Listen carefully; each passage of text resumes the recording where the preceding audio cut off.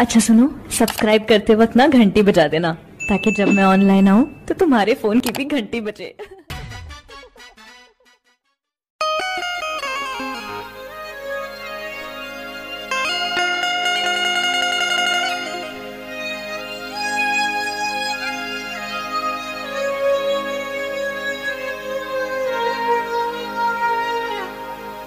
अरे लगही में रही तोहार घर परिवार चाहे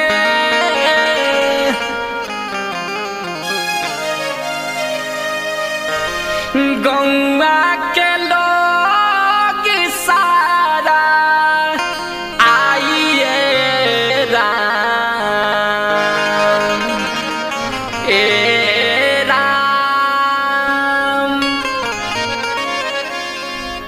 जे हो दीना गावाना के दीनावा धराई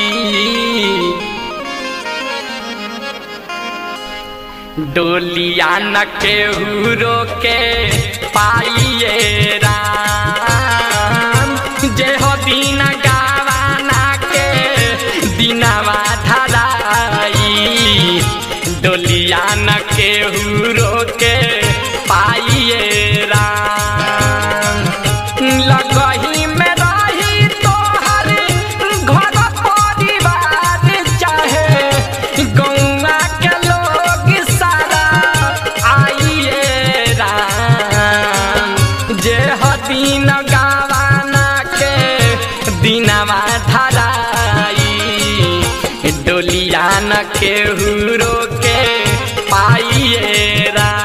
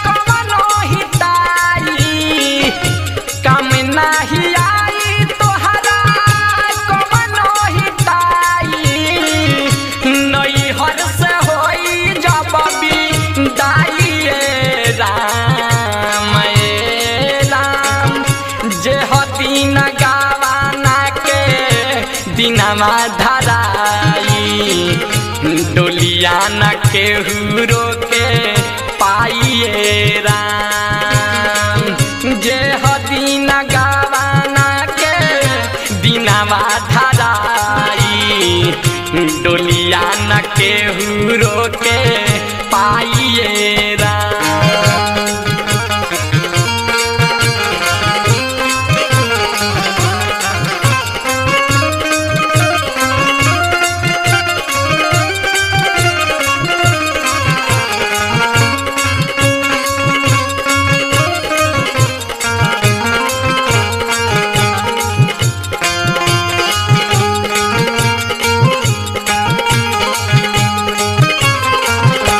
जाए के पड़ी उहाँ माया मोह छोड़ के नैहर में लागल नाता सबका से तोड़ के नैहर में लागल नाता सबका से सुना जाए के पड़ी उहाँ माया मोह छोड़ के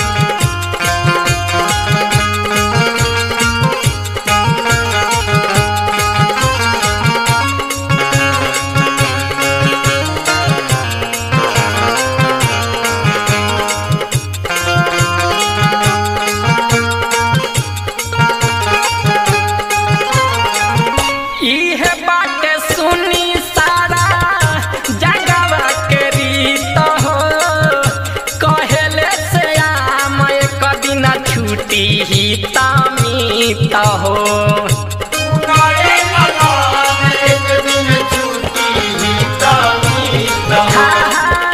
इहे बाटे सुनी सारा जगवा के रीत हो।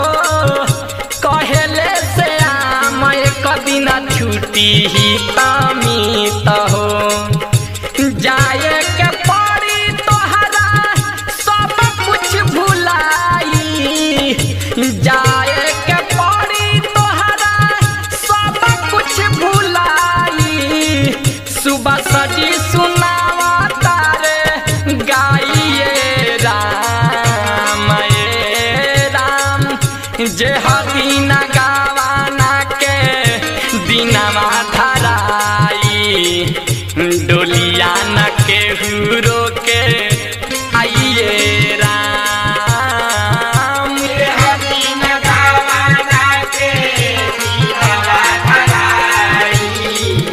डोलिया न के हुरो के आइए Ram. Sargam music recording studio Dhaka. Contact number 8084305030।